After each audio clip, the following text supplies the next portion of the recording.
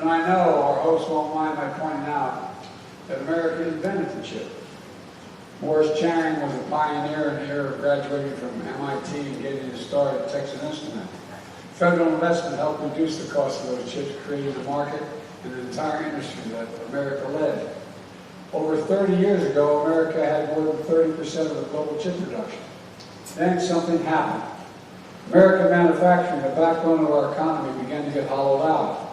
Companies moved jobs overseas. Today we're down to producing only around 10% of the world's chips, despite leading the world with research and design of new chip technologies. But folks, where is it written? Where is it written that America can't lead the world once again in manufacturing? I don't know where that's written, and we're proving it can. Not just here in America. Micron is investing $100 billion to build semiconductor factories in Syracuse, New York. Intel is investing $20 billion to do the same in Ohio. IBM is investing $20 billion in Poughkeepsie, New York, and it's not there. These investments are helping us build and strengthen the supply chain here in America. I want to be clear. As we build a stronger supply chain, our allies and partners are building alongside us as well. Some of the companies here today are customers that are going to buy these chips made here. Some are suppliers that are going to help make these chips.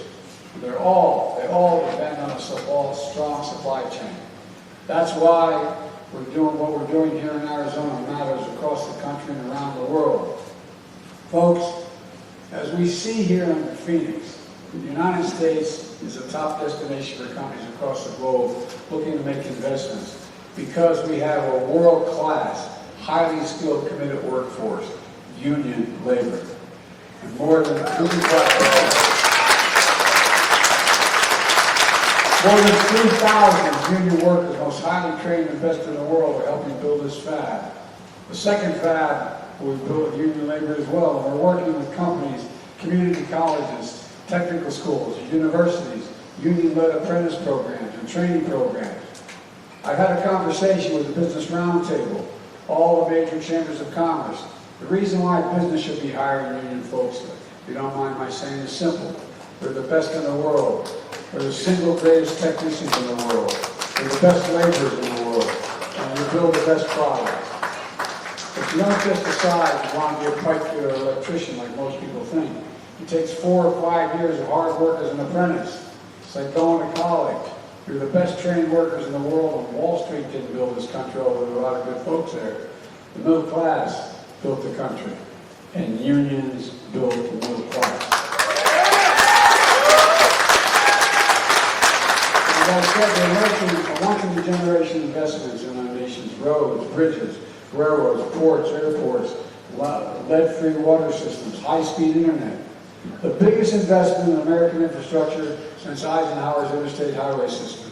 And here in Phoenix, we're building a new taxiway for Sky Harbor Airport to cut down how long planes wait to take off and arrive at the gate after landing. We're making flying in and out of Phoenix smoother and more economic. We're building a pedestrian bicycle bridge across the river in South Phoenix, extending light rail to connection families in South Phoenix with jobs and opportunities downtown. Down the road in Buckeye, Core Power is making lithium-ion batteries to power electric vehicles and electric grid storage. It's a $1.2 billion investment. It's going to create thousands of good manufacturing jobs, 90% of which don't require a college degree, and yet you get a good wage. We're replacing Phoenix diesel buses with new models powered by clean energies to significantly reduce pollution, especially for the folks getting on and off of the buses. Diesel exhaust can really make people sick. That's why we've been helping school districts all across America electrify their school buses to help kids avoid childhood asthma. And as of now, more than 326,000 households in Arizona are getting affordable high-speed internet thanks to our investment in infrastructure with much more to come.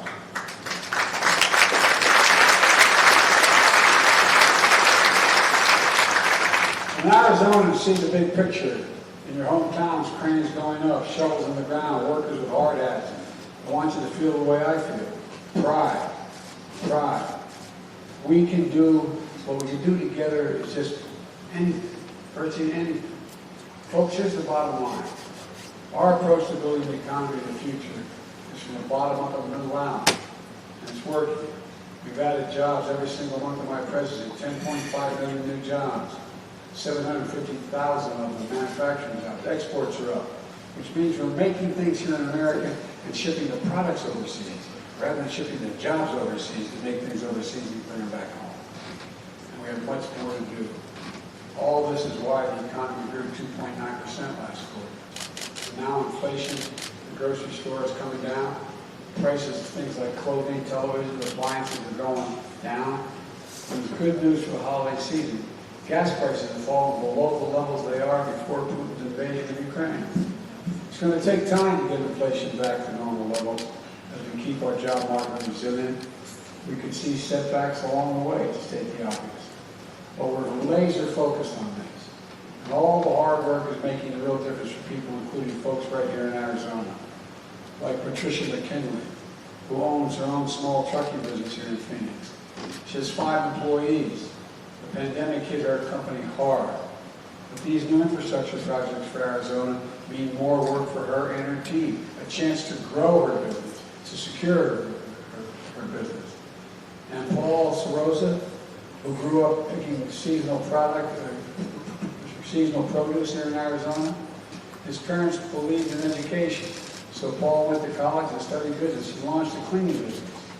Now he has over 100 employees in his company. TSMC is now his biggest customer. And now they're expanding into Phoenix. Paul will be hiring a lot more workers.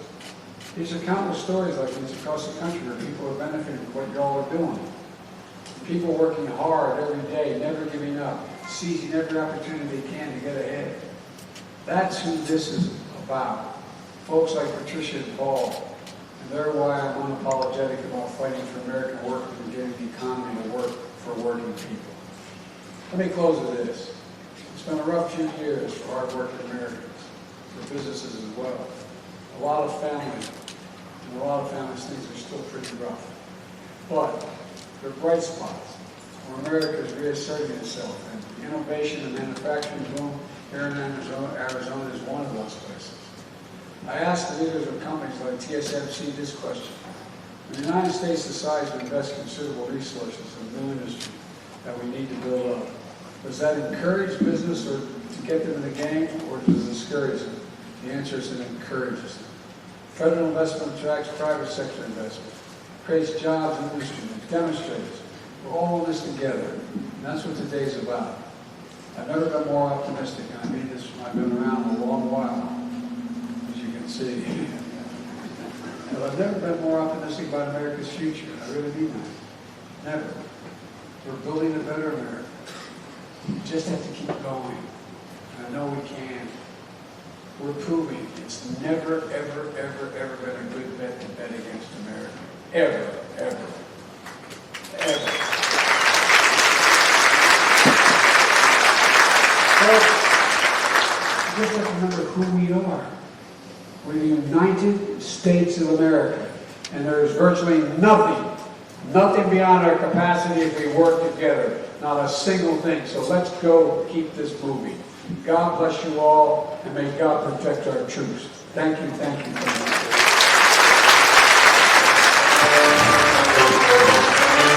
much.